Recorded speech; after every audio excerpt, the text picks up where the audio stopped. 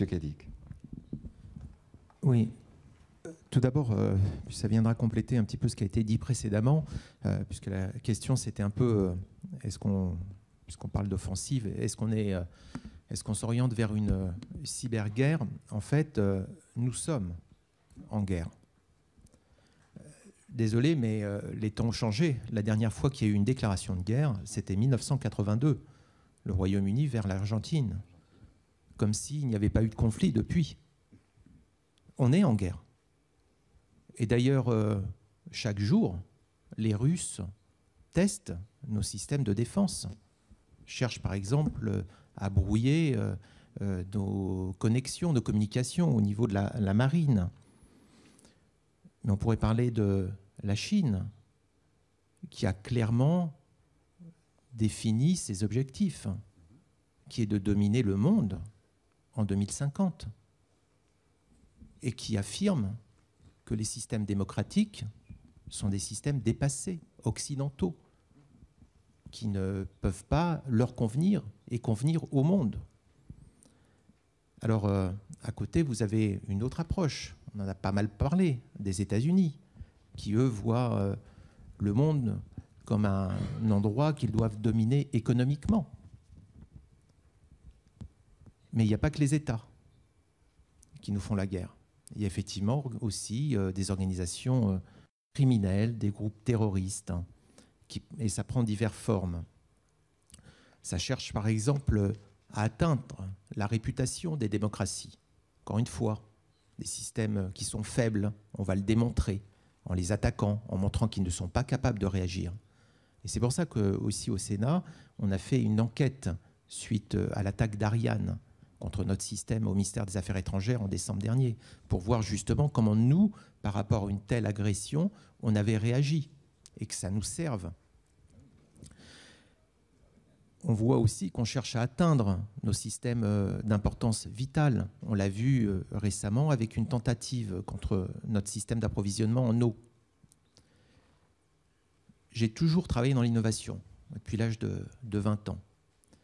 Et je disais toujours, votre présent est mon passé. On est obligé de penser différemment, d'imaginer l'inimaginable. Et la grande frustration quand on est un parlementaire, c'est qu'on commente l'actualité. En fait, on est dans le passé. C'est extraordinaire ce qui vient de se passer cette semaine avec Libra. Alors ça y est, on va démarrer tout, on va commencer à regarder, réfléchir, qu'est-ce qu'on va devoir faire avec cette nouvelle monnaie, avec cette nouvelle organisation. Comme si ça faisait 5 minutes qu'ils y travaillaient chez Facebook. On est toujours en réaction, on est toujours en retard. Alors mettre en place une capacité offensive, c'est bien la moindre des choses.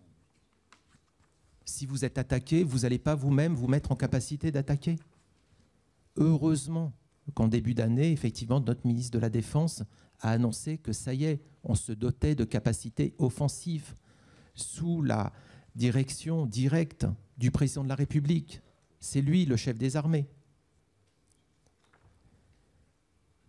Et on sait que cette capacité offensive a déjà été engagée avec succès contre Daesh. Maintenant, la question qui se pose, et ça a été très justement dit, c'est qu'on est aussi attaqué au cœur de notre système. Regardez le compte Twitter du président de la République, qui le critique sur Twitter en commentaire. Ce sont des trolls. Ce sont des gens qui n'existent pas. Notre président de la République qui défend la politique du pays, on laisse sur son compte Twitter s'afficher les trolls, les commentaires des trolls. Ça fait 1 an que je souhaite que l'on crée un vaccin électronique.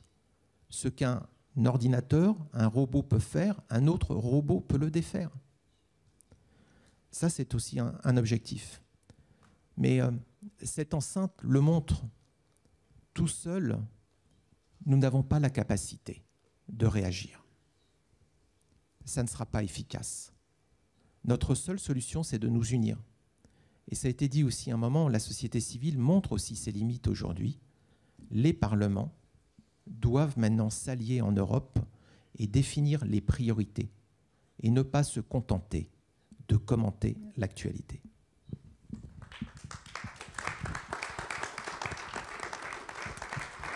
Merci.